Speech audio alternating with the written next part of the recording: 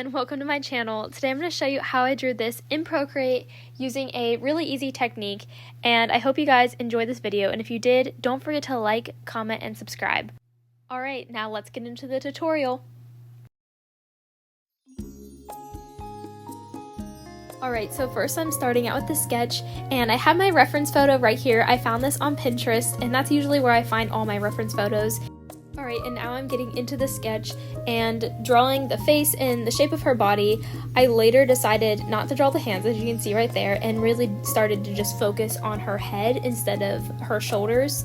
And here you can see I'm messing around with her hair, and I decided to go with a different hairstyle than in the reference photo just because I feel like the one in the photo was kind of boring and I wanted her to have really long and pretty hair, and this way I can put butterflies in her hair, which I thought was really fun. So step one of drawing with this technique is getting your basic sketch down, and I'm using either a round sketch brush or an airbrush for this whole drawing, and now we're getting into step two. So step two is to start airbrushing the face, and instead of my normal process is I will sketch and then I'll do line art and then I'll color, but instead I'm just gonna airbrush the entire drawing in black and white, and you'll see why later because it is eventually going to be in color, but I'm doing it in black and white right now. Also, I'm setting the background to a neutral gray so I can build the highlights up easier and the shadows. So I'm really just working in on that face and trying to get all the highlights and the shadows of the face, and this technique that I'm using really helps the lighting look good. Alright, so I mess around with the highlights and the shadows of the face for a really long time, and something that can be helpful while doing this, which I didn't think of until after I already drew this, is setting your reference photo to also black and white so it's easier to see those highlights and shadows. And I'm trying to get those areas that need to be dark, trying to darken them and lightening the lighter areas. And then here I pulled in a reference photo for the butterfly I'm going to be drawing. I'm going to be drawing a blue monarch butterfly, and I wanted to get it to look right because if I did that out of my head, it would not be okay.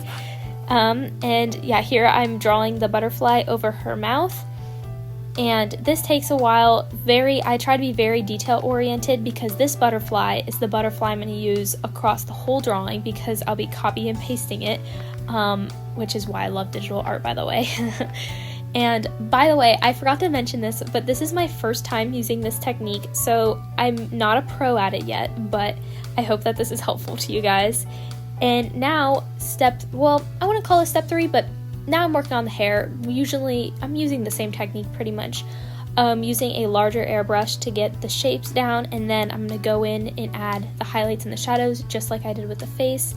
And here you can see I was copying and pasting the butterfly, and in the reference photo, the butterflies on her eyes, I think they were more of makeup, but here I wanted them to look like actual butterflies, which I think is really pretty.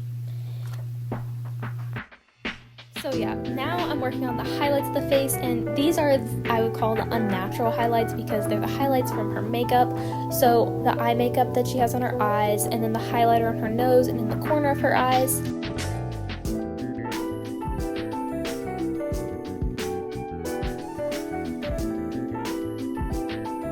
I took away the reference photo finally because I don't really need it anymore. I might bring it back. I don't really remember if I do or not.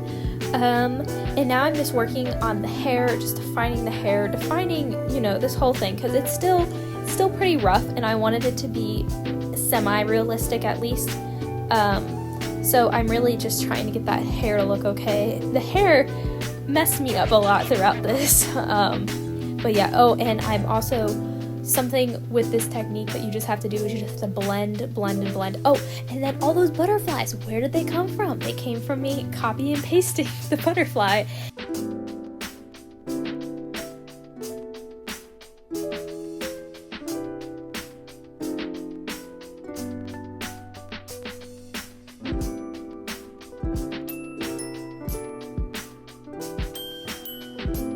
Alright, now on to step 3, coloring. So this is the color I chose for her face, and I'm just coloring it in.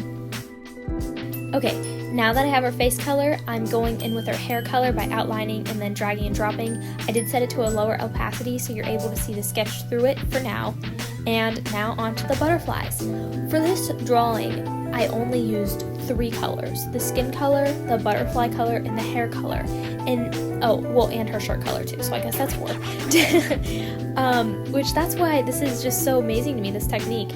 Now, I know it's blinking like crazy. That's because in Procreate, I was selecting the different overlays, and the overlay I ended up going with was hard light, but there's honestly so many other ones you could have chosen.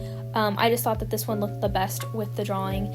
And now I'm going in and I'm adding other colors on top, because of course she needed some blush. She needed to look like she was alive. And now I'm adding her makeup, and I did that with the glitter brush. I love the glitter brush. I'm kind of addicted to it. Yeah, and then here I'm just checking a bunch of things, making everything look okay. And I thought about doing some glitter in the background, and I was like, that's a bit overkill. So yeah, this is the finished product. I hope you guys like it. It was super fun for me to try this new technique, and I will definitely be using it again, especially for portraits.